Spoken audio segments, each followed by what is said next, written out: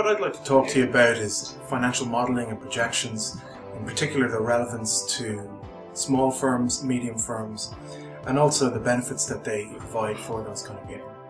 Now essentially, most people look at modelling as something that's important for larger firms, but that's not necessarily the case. One of the big problems that we see small startups and those at the startup phase having is that they need to commercialise their idea and get an indication of not necessarily just a proof of concept, but also whether it's commercially viable from a financial perspective.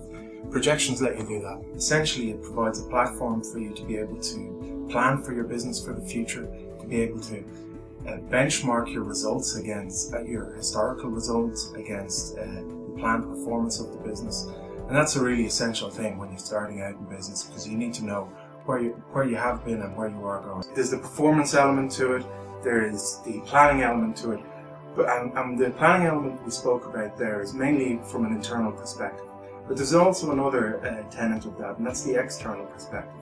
And when I say external, I mean really it's using this document or using a set of projections to plan with other third parties, other stakeholders in your business.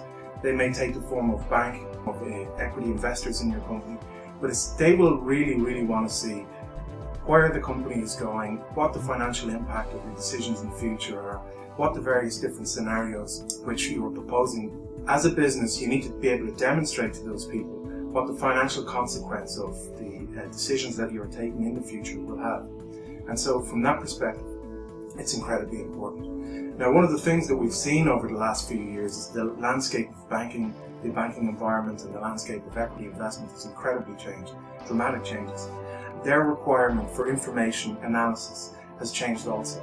And essentially that means all new businesses need to be really in control of their financial projections and being able to explain where they are 12 months out and 2 years out. So really what we're seeing now is that people want more information, more data and more analysis. And projections allow you to do this in a confident manner and demonstrate that you have clear financial control over your business.